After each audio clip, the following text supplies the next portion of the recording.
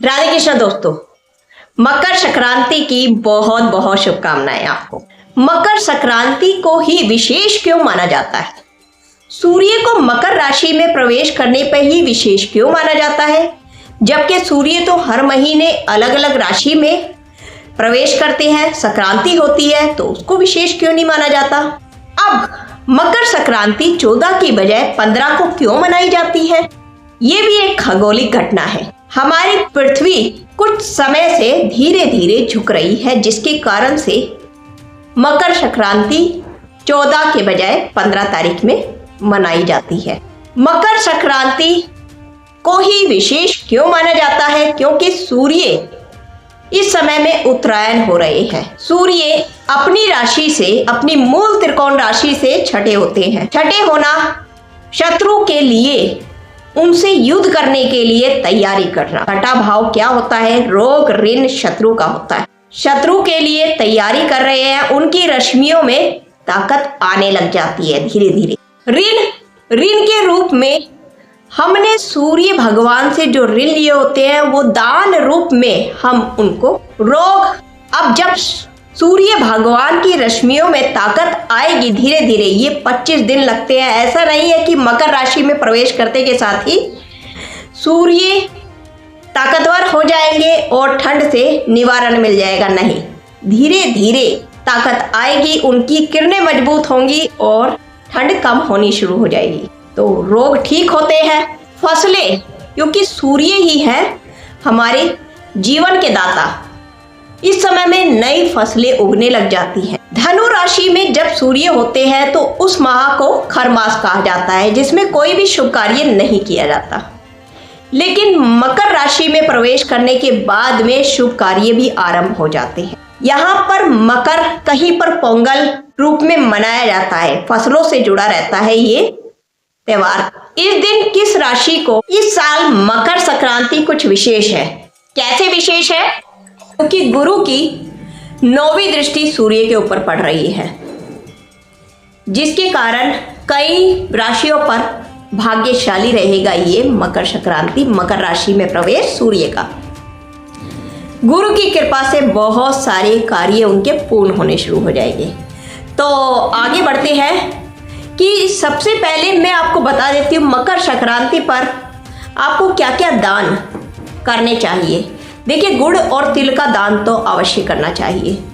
अपनी सहूलियत के अनुसार आप दान कर सकते हैं। जैसे सर्दी का मौसम है, कंबल दान कर सकते हैं, किसी को भोजन खिला सकते हैं। खिचड़ी भी कहा जाता है कई कई जगह पर इसको, तो खिचड़ी जरूरी दान किया जाता है और खिचड़ी बनाई भी जाती है। क्यों? क्योंकि इस त्योहार पे नई फसलें, मैंने बताया, नए चावल आते हैं, तो जिसके पहली खिचड़ी बनाकर भगवान को भोग लगाई जाती है। सबसे पहले मेष राशि ले लेते हैं। मेष राशि के पंचम भाव में है सूर्य की राशि और वो दशम भाव में प्रवेश कर रहे हैं सूर्य, तो इससे इनके पंचम भाव जो होता है परिवर्तन का भाव होता है। जॉब में कहीं ना कहीं परिवर्तन हो सकता है। शनि 11वें भाव में विचरण कर रहे हैं, तो धन से संबंधित, पद उन्नति से संबंधित कोई अच्छा संयोग बन सकता है। पंचम भाव में है सूर्य का राशि, तो संतान के सेहत से संबंधित या संतान के साथ अनबन हो सकती है मेष राशि वालों की। थोड़ा ध्यान रखना है। इनको दान यदि करना है तो इनको चौकीदार और जो छोटे वर्कर हैं उनको दान करना चाहिए। वृषभ राशि वालों के लिए चौथे भाव का स्वामी है सूर्य और नवम भाव में प्रवेश कर रहे हैं अष्टम भाव से, तो यहाँ पर आपके भाग्य के लिए कहीं ना कहीं बृहस्पति की दृष्टि पड़ती रहेगी, अच्छा रहेगा। विवाह के लिए भी यहाँ से योग बनने आपके आरंभ हो जाएंगे। लेकिन यदि आप प्रॉपर्टी से संबंधित कोई कार्य कर रहे हैं, बेचने का या खरीदने का, तो सोच समझ के करें, धोखा भी मिल सकता है। यहाँ प्रॉपर्टी संबंधित माता के स्वास्थ्य में दिक्कतें आ सकती है। यहाँ दान यदि आपको करना है तो पंडितों को, जो बुजुर्ग पंडित हैं उनको दान करेंगे तो काफी फलेगा आपको।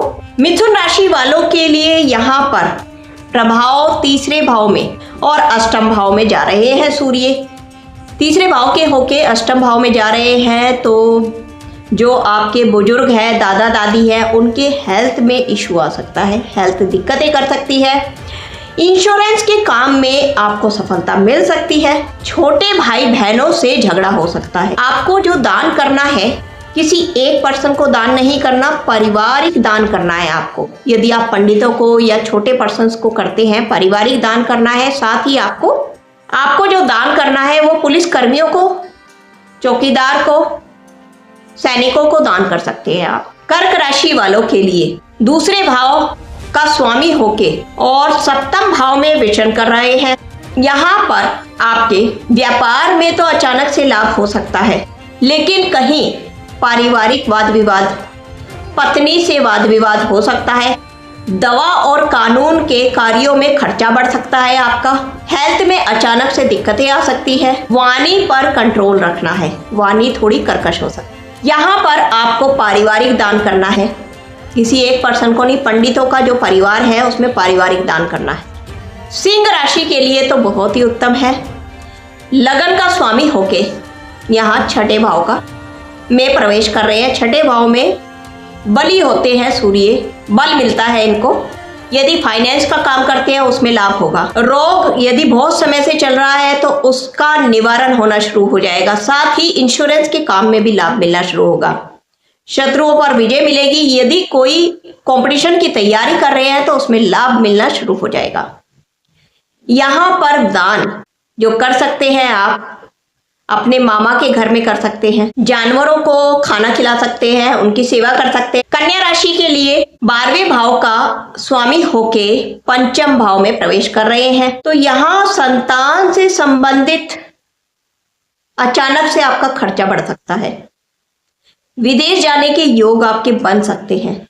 शिक्षा से संबंधित उच्च शिक्षा की सोच रहे हैं तो उसके संयोग बहुत अच्छे बनेंगे आपके। सरकारी नौकरी में है तो सरकारी यात्रा आपकी बन सकती है। और अपने वैवाहिक जीवन में थोड़ी सी दिक्कतें आपको दिखाई देने को मिल सकती है। यहाँ पर दान जो आपको करना है, जो मेडिकल लाइन में है, जैसे नर्स है या वार्ड बॉय है या हॉस्पिटल में आप चले जाओ, वहां पर आप दान करके आ सकते हो, अच्छा रहेगा। स्कूलों में दान करके आ सकते हो आप, वो शिक्षा से संबंधित जो जुड़े हुए हैं उनको दान करके आ सकते हो। तुला राशि आपके 11th हाउस का स्वामी होके आपके 4th हाउस में विचरण कर रहे हैं, तो यहाँ पर आपके अचानक से सुख साधन में वृद्धि जरूर होगी, पदोन्नति भी हो सकती है। लेकिन यदि आप ड्राइविंग करते हैं, रैश ड्राइविंग करते हैं, तो उस पर ध्यान दीजिए। रात की ड्राइविंग बिल्कुल बंद कर दीजिए, एक्सीडेंट होने की संभावना बन सकती है। माता का स्वास्थ्य अचानक से खराब हो सकता है। दान आपको करना है जो कंस्ट्रक्शन के काम में, बिल्डिंग के काम में जो मजदूर लगे हुए हैं उनको आप दान कर सकते हैं। वृश्चिक राशि के लिए 10वें भाव का स्वामी होकर 3रे भाव में प्रवेश करेंगे सूर्य, तो यहाँ छोटी छोटी यात्राएं आपकी बनेगी। कार्य से संबंधित छोटी छोटी उन्नति आपको देखने को मिलेगी। धन में भी आपका लाभ होगा, लेकिन मौसम से संबंधित दिक्कतें आपको देखने को मिल सकती है। दान यदि आपको करना है या छोटा मोटा बिजनेस चला रहे हैं, जो इस तरह के वर्कर्स हैं, आप उनको दान कर सकते हैं। आप मंदिरों में दान कर सकते हैं, जो मंदिरों के आसपास दुकानों में वर्कर्स होते हैं उनको आप दान कर सकते हैं। धनु राशि वाणी के भाव पर आ रहा है सूर्य, आपके भाग्य स्थान का स्वामी है और वाणी पर आ गया है। वाणी में थोड़ी सी ईगो आ सकती है, आपके गुस्सा आ सकता है, वाणी पर कंट्रोल रखना है। धन बढ़ सकता है आपका, भाग्य आपका साथ देने वाला है। पारिवारिक संबंध अच्छे होने वाले हैं। जो लोग मार्केटिंग का कार्य करते हैं उसमें आपको लाभ मिलने वाला है, तो ऐसे लोगों को दान करना है जो भजन कीर्तन गाते हैं। मकर राशि के लिए लगन में ही विचरण कर रहे, मकर राशि के ऊपर ही विचरण कर रहे हैं यहाँ अष्टम भाव के स्वामी होकर। पैतृक संपत्ति से संबंधित कोई विवाद चल रहा है तो उसमें लाभ मिलेगा आपको। अचानक से नौकरी में पद उन्नति का लाभ मिल सकता है आपको। अष्टम भाव का संबंध है, इसलिए वैराग्य और मानसिक अशांति बनी रहेगी आपकी। हेल्थ से संबंधित भी दिक्कतें आ सकती हैं। कुंभ राशि वालों के लिए 12वें भाव में विचरण कर रहा है। सप्तम भाव का स्वामी होके 12वें भाव में विचरण कर रहा है। अगर विदेश से संबंध, यदि आप व्यापारी हैं तो आपका विदेश में बहुत अच्छा लाभ होने वाला है। यदि आप एक्सपोर्ट इंपोर्ट का कार्य करते हो, लाइफ पार्टनर है जो, यदि आपका विवाह हो गया है तो उनसे वाद विवाद आपका बढ़ सकता है। आपके हेल्थ में, स्वास्थ्य में दिक्कतें आ सकती है अचानक से। लंबी यात्रा के योग बन सकते हैं। आपको दान जो करना चाहिए, यहाँ दान आपको अनाथालयों में दान करना चाहिए। जो अनाथ है, जो अपाहिज है, उनको दान करना चाहिए आपको।